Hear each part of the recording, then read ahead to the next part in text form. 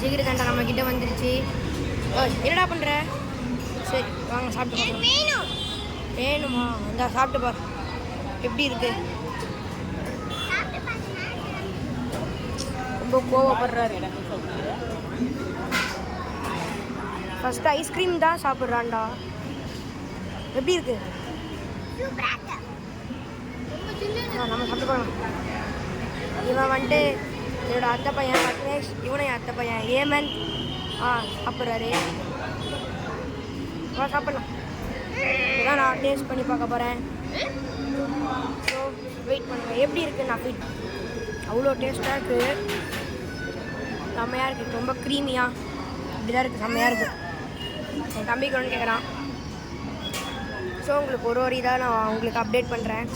அதோட ஒரு நல்ல விஷயம், என் யூடியூப் சேனலில் 10 மாதம் ஆயிருக்கு நான் ஆரம்பித்து. அதில் வந்துட்டு எனக்கு 50 சப்ஸ்கிரைபர்ஸ் கிடச்சிருக்கு. So bye.